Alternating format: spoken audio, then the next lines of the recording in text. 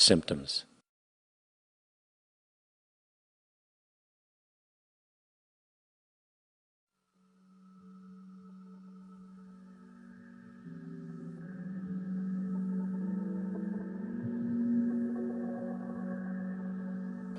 My name is Jock Fresco. I'm an industrial designer and a social engineer. I'm very much interested in society, in developing a system that might be sustainable for all people. First of all, the word corruption is a monetary invention. That aberrant behavior that's disruptive to the well-being of people, while you're dealing with human behavior. And human behavior appears to be environmentally determined, meaning if you were raised by the Seminole Indians as a baby, never saw anything else, you'd hold that value system. And this goes for nations, it goes for individuals, for families. They try to indoctrinate their children to their particular faith and their country and make them feel like they're part of that. And they build a society which they call established. They establish a workable point of view and tend to perpetuate that, whereas all societies are really emergent, not established. And so they fight new ideas that would interfere with the establishment. Governments try to perpetuate that which keeps them in power. People are not elected to political office to change things. They're put there to keep things the way they are. So you see, the basis of corruption is in our society. Let me make it clear. All nations, then, are basically corrupt because they tend to uphold existing institutions. I don't mean to uphold or downgrade all nations, but communism, socialism, fascism, the free enterprise system, and all other subcultures are the same. They are all basically corrupt. The most fundamental characteristic of our social institutions is the necessity for self-preservation. Whether dealing with a corporation, a religion, or a government, the foremost interest is to preserve the institution itself. For instance, the last thing an oil company would ever want is the utilization of energy that was outside of its control, for it makes that company less relevant to society. Likewise, the Cold War and the collapse of the Soviet Union was, in reality, a way to preserve and perpetuate the established economic and global hegemony of the United States. Similarly, religions condition people to feel guilty for natural inclinations, each claiming to offer the only path to forgiveness and salvation. At the heart of this institutional self-preservation lies the monetary system, for it is money that provides the means for power and survival. Therefore, just as a poor person might be forced to steal in order to survive, it is a natural inclination to do whatever is needed to continue an institution's profitability. This makes it inherently difficult for profit-based institutions to change, for it puts in jeopardy not only the survival of large groups of people, but also the coveted materialistic lifestyles associated with affluence and power. Therefore, the paralyzing necessity to preserve an institution, regardless of its social relevance, is largely rooted in the need for money or profit.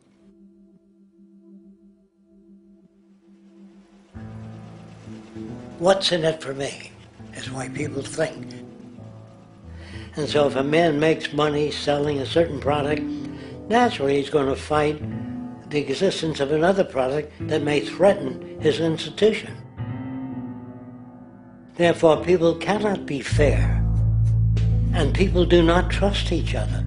A guy will come over to you and say, I got just the house you're looking for. He's a salesman. When a doctor says, I think your kidney has to come out, I don't know if he's trying to pay off a yacht or whether my kidney has to come out. It's hard in a monetary system to trust people. If you came into my store and I said, this lamp that I've got is pretty good, but the lamp next door is much better, I wouldn't be in business very long.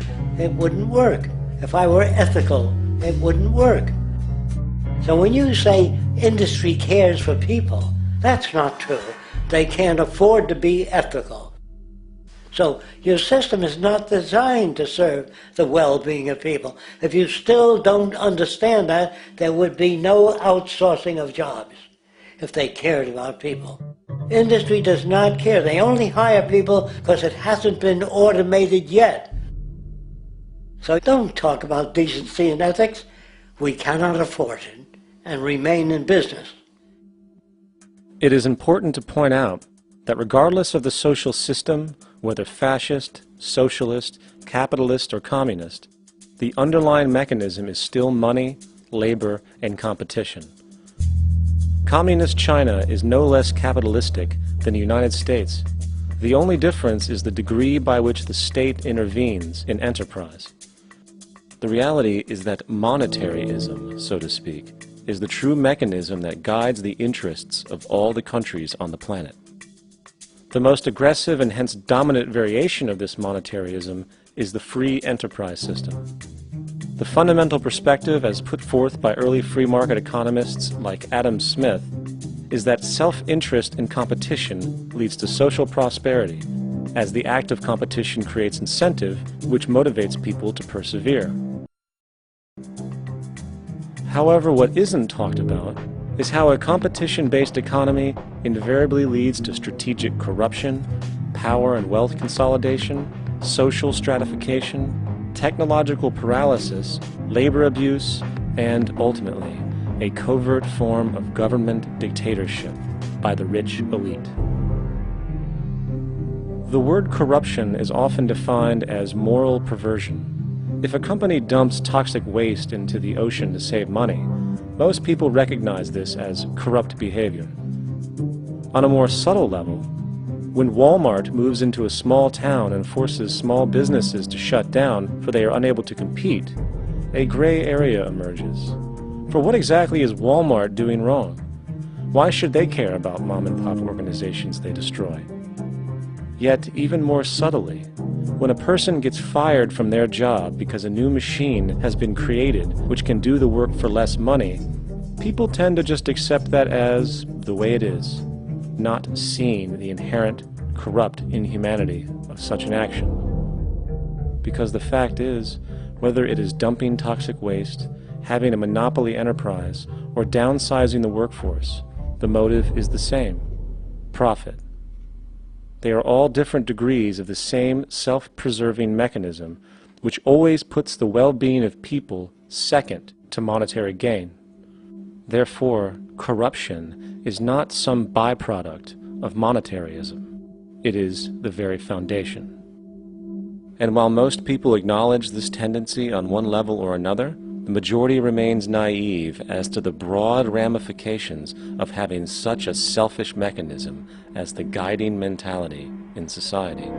Internal documents show that after this company positively, absolutely knew that they had a medication that was infected with the AIDS virus, they took the product off the market in the U.S. and then they dumped it in France, Europe, Asia, and Latin America. The U.S. government allowed it to happen. The FDA allowed this to happen. And now the government is completely looking the other way. Thousands of innocent hemophiliacs have died from the AIDS virus. This company knew absolutely that it was infected with AIDS. They dumped it because they wanted to turn this disaster into a profit.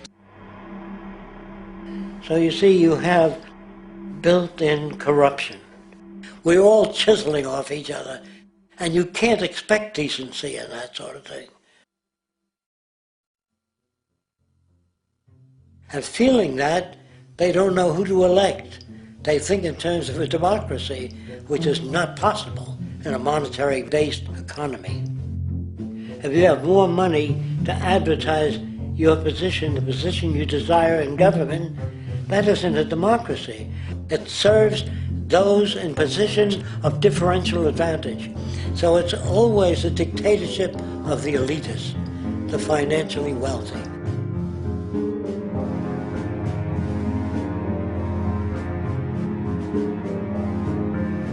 It is an interesting observation to note how seemingly unknown personalities magically appear on the scene as presidential candidates. Then, before you know it, somehow you are left to choose from a small group of extremely wealthy people who suspiciously have the same broad social view. Obviously, it's a joke. The people placed on the ballot are done so because they have been pre-decided to be acceptable by the established financial powers who actually run the show. Yet, many who understand this illusion of democracy often think, if only we could just get our honest, ethical politicians in power, then we would be okay. Well, while this idea, of course, seems reasonable in our established-oriented worldview, it is, unfortunately, another fallacy. For when it really comes down to what is actually important, the institution of politics, and thus politicians themselves, have absolutely no true relevance as to what makes our world and society function. It's not politicians that can solve problems. They have no technical capabilities. They don't know how to solve problems. Even if they were sincere, they don't know how to solve problems. It's the technicians that produce the desalination plants. It's the technicians that give you electricity, that give you motor vehicles, that heat your house and cool it in the summertime. It's technology that solves problems, not politics. Politics cannot solve problems because they're not trained to do so. Very few people today stop and consider what it is that actually improves their lives. Is it money? Obviously not. One cannot eat money or stuff money into their car to get it to run. Is it politics? All politicians can do is create laws, establish budgets, and declare war. Is it religion? Of course not. Religion creates nothing except intangible emotional solace for those who require it. The true gift that we as human beings have, which has been solely responsible for everything that has improved our lives, is technology. What is technology?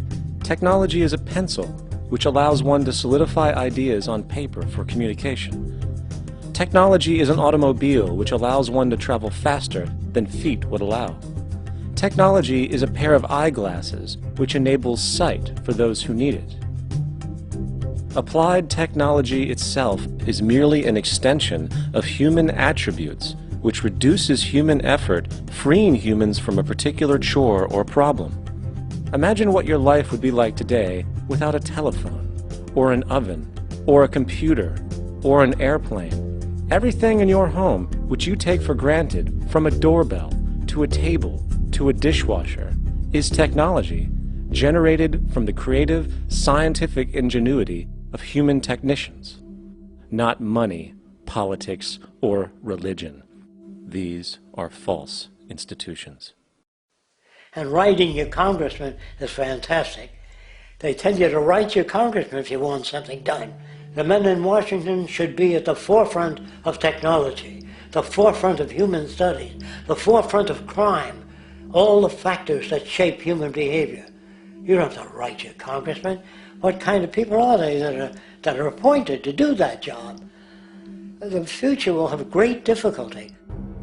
And the question that's raised by politicians is, how much will a project cost? The question is not, how much will it cost? Do we have the resources? And we have the resources today to house everyone, build hospitals all over the world, build schools all over the world, the finest equipment and labs for teaching and doing medical research. So you see, we have all that, but we're in a monetary system. And in a monetary system, there's profit. And what is the fundamental mechanism that drives the profit system besides self-interest? What is it exactly that maintains that competitive edge at its core? Is it high efficiency and sustainability? No, that isn't part of their design. Nothing produced in our profit-based society is even remotely sustainable or efficient. If it was, there wouldn't be a multi-million-dollar-a-year service industry for automobiles, nor would the average lifespan for most electronics be less than 3 months before they're obsolete. Is it abundance? Absolutely not. Abundance, as based on the laws of supply and demand, is actually a negative thing. If a diamond company finds 10 times the usual amount of diamonds during their mining, It means the supply of diamonds has increased, which means the cost and profit per diamond drops. The fact is, efficiency, sustainability, and abundance are enemies of profit. To put it into a word, it is the mechanism of scarcity that increases profits. What is scarcity? Based on keeping products valuable. Slowing up production on oil raises the price. Maintaining scarcity of diamonds keeps the price high. They burn diamonds at the Kimberley diamond mines. They made a carbon that keeps the price up. So then, what does it mean for society when scarcity, either produced naturally or through manipulation, is a beneficial condition for industry? It means that sustainability and abundance will never ever occur in a profit system, for it simply goes against the very nature of the structure. Therefore, it is impossible to have a world without war or poverty. It is impossible to continually advance technology to its most efficient and productive states. And, most dramatically, it is impossible to expect human beings to behave in truly ethical or decent ways.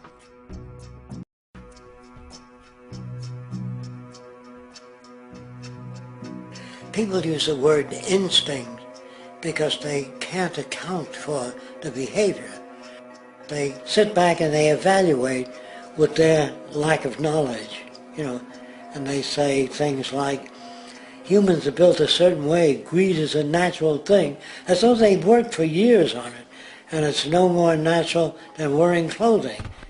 What we want to do is to eliminate the causes of the problems, eliminate the processes that produce greed and bigotry and prejudice and people taking advantage of one another and elitism, eliminating the need for prisons and welfare. We have always had these problems because we have always lived within scarcity and barter and monetary systems that produce scarcity. If you eradicate the conditions that generate what you call socially offensive behavior, it does not exist. The guy said, well, isn't that inborn?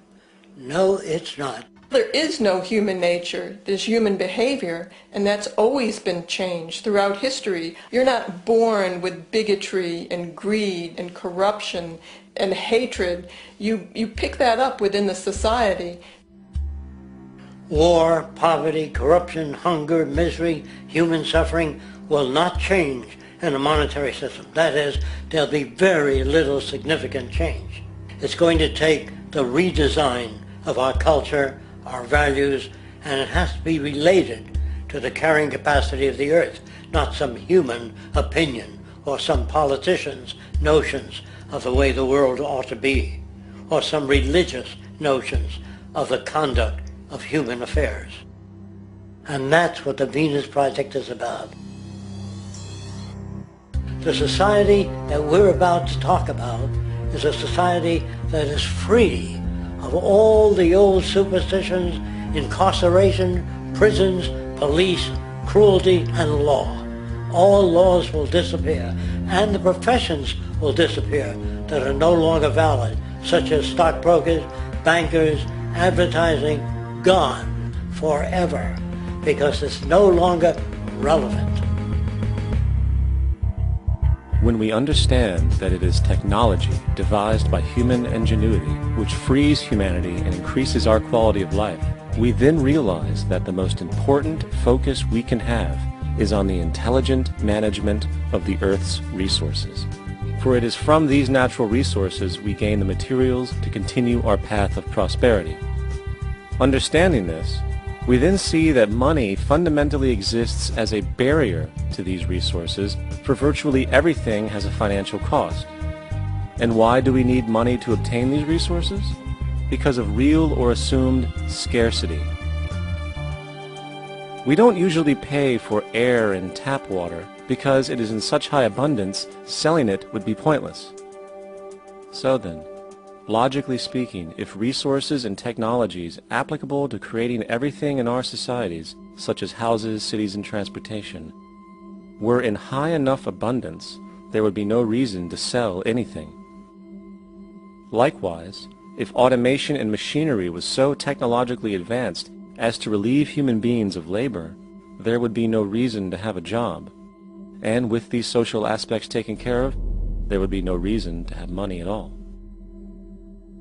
So the ultimate question remains: do we on Earth have enough resources and technological understanding to create a society of such abundance that everything we have now could be available without a price tag and without the need for submission through employment? Yes, we do. We have the resources and technology to enable this at a minimum, along with the ability to raise the standard of living so high that people in the future will look back at our civilization now and gawk at how primitive and immature our society was. What the Venus Project proposes is an entirely different system that's updated to present-day knowledge. We've never given scientists the problem of how do you design a society which would eliminate boring and monotonous jobs, that would eliminate accidents in transportation, that would enable people to have a high standard of living, that would eliminate poisons in our food, that would give us other sources of energy that are clean and efficient. We can do that out there.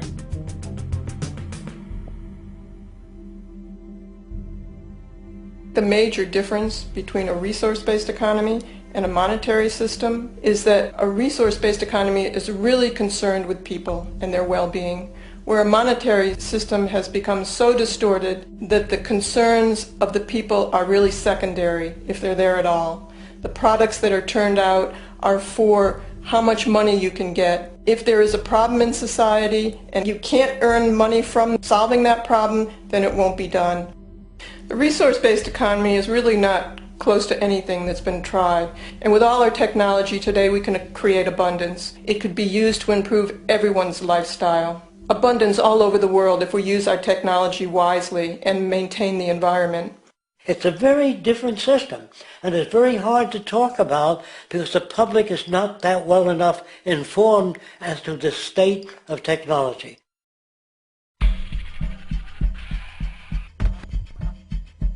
At present, we don't have to burn fossil fuels.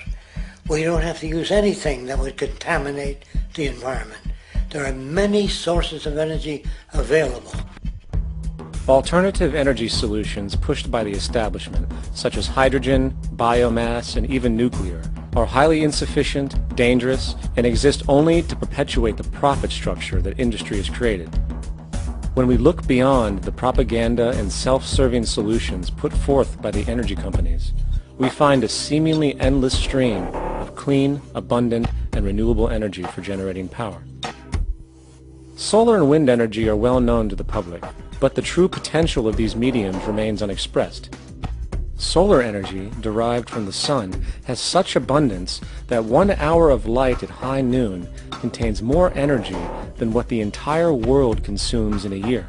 If we could capture 1/100% of this energy, the world would never have to use oil, gas, or anything else. The question then is not availability, but the technology to harness it.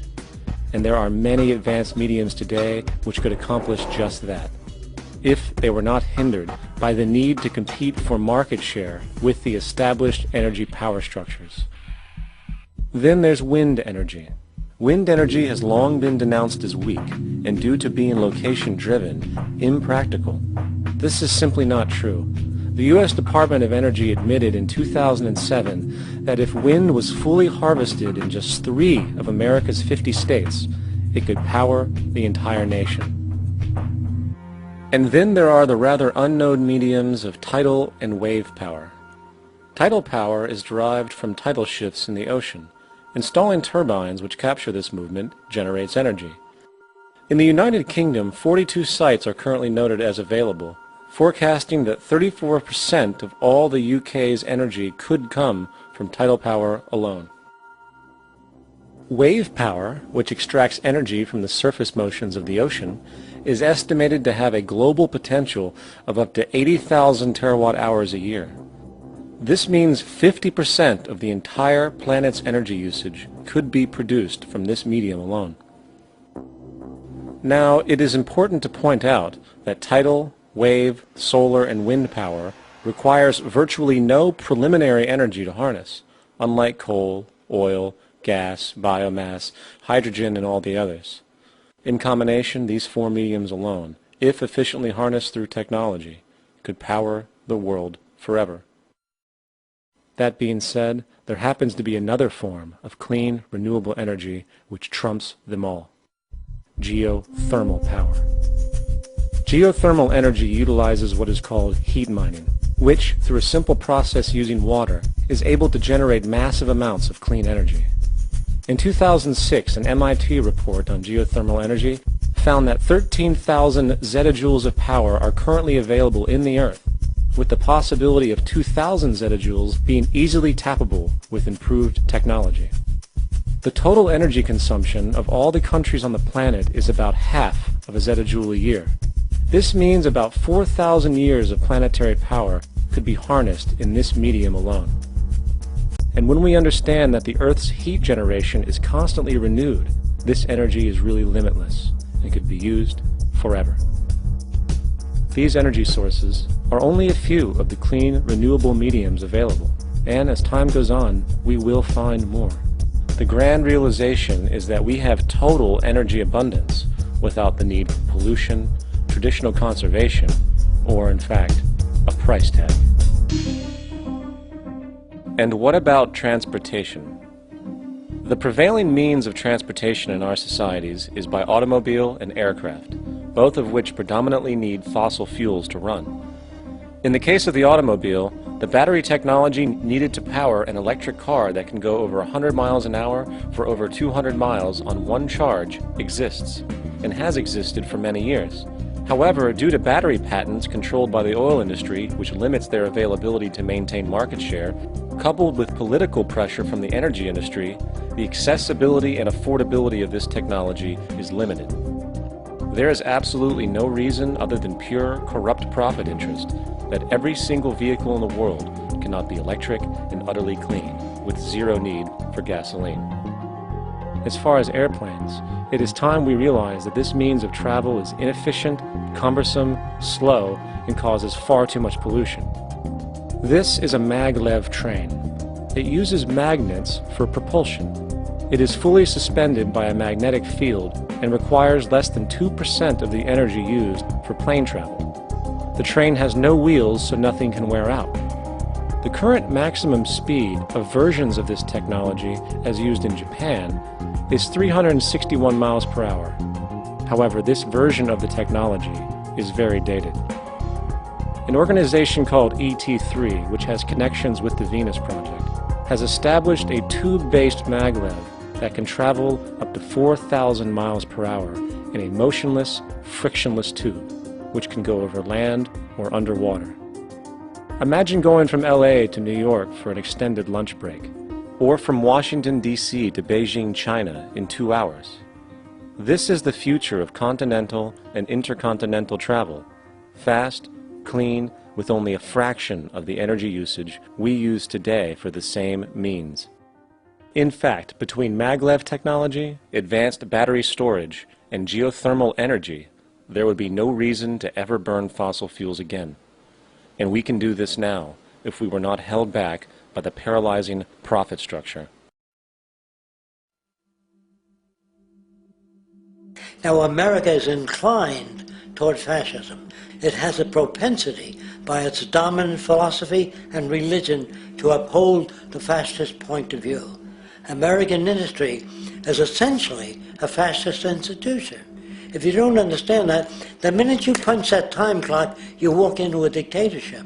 We're given notions about the respectability of work, and I really look at it as being paid slavery. They're brought up to believe that you shall earn your living by the sweat of your brow. That holds people back, freeing people from drudgery, repetitive jobs which make them ignorant. You rob them. In our society, that is a resource-based economy, machines free people. You see, we can't imagine that because we've never known that kind of world. If we look back at history, we see a very clear pattern of machine automation slowly replacing human labor. From the disappearance of the elevator man to the near full automation of an automobile production plant, the fact is, as technology grows, the need for humans in the workforce will continually be diminished. This creates a serious clash, which proves the falseness of the monetary-based labor system. For human employment is in direct competition with technological development. Therefore, given the fundamental priority of profit by industry, people through time will be continually laid off and replaced by machine.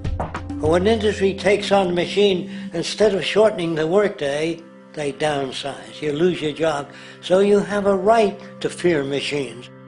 In a high-technology, resource-based economy, it is conservative to say that about 90% of all current occupations could be phased out by machines, freeing humans to live their life without servitude, for this is the point of technology itself. And through time, with nanotechnology and other highly advanced forms of science, it is not far-fetched to see how even complex medical procedures could be performed by machines as well, and based on the pattern, with much higher success rates than humans get today. The path is clear, but our monetary-based structure, which requires labor for income, blocks this progress. For humans need jobs in order to survive. The bottom line is that this system must go, or we will never be free, and technology will be constantly paralyzed. When you have machines that clean out sewers, it frees a human being from doing that. So look at machines as extensions of human performance. Furthermore, many occupations today will have simply no basis to exist in a resource-based economy, such as anything associated with the management of money, advertising, along with the legal system itself. For without money, a great majority of the crimes that are committed today would never occur. Virtually all forms of crime are a consequence of the monetary system, either directly or by neuroses inflicted through financial deprivation. Therefore, laws themselves could eventually become extinct. Instead of putting up a sign, drive carefully, slippery when wet, put abrasive in the highway so it's not slippery when wet. And if a person gets in a car that's drunk and the car oscillates a great deal, there's a little pendulum that swings up and back, and that'll pull the car over to the side. Not a law solution. Put sonar and radar in automobiles so they can't hit one another. Man-made laws are attempts to deal with occurring problems, and not knowing how to solve them, they make a law. In the United States, the most privatized, capitalist country on the planet, it should come as no surprise that it also has the largest prison population in the world, growing every year. Statistically, most of these people are uneducated and come from poor, deprived societies. And, contrary to propaganda, it is this environmental conditioning which lures them into criminal and violent behavior. However, society looks the other way in regard to this point.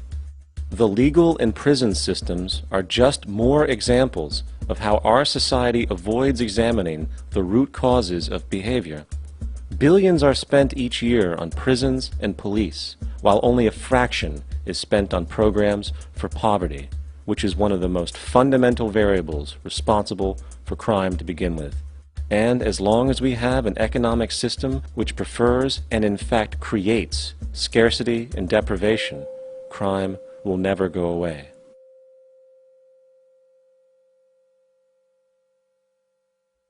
If people have access to the necessities of life without servitude, debt, barter, trade, they behave very differently. You want all these things available without a price tag.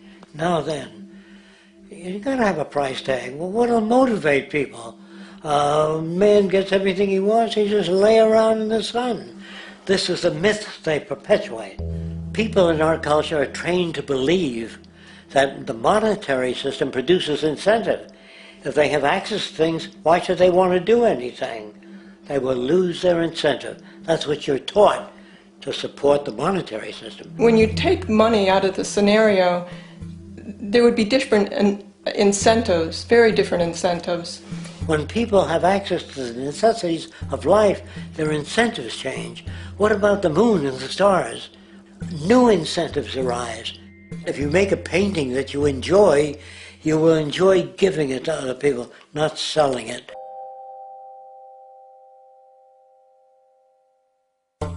I think most of the education that I've seen today is essentially producing a person for a job. It's very specialized. They're not generalists. People don't know a lot about a lot of different subjects.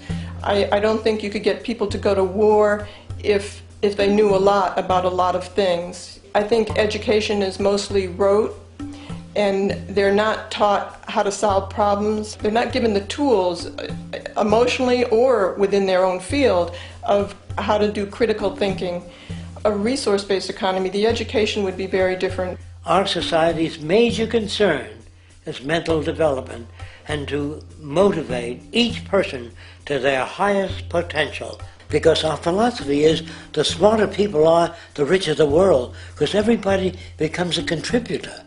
The smarter your kids are, the better my life will be, because they'll be contributing more constructively to the environment and to my life, because everything that we devise within a resource-based economy would be applied to society. There would be nothing to hold it back.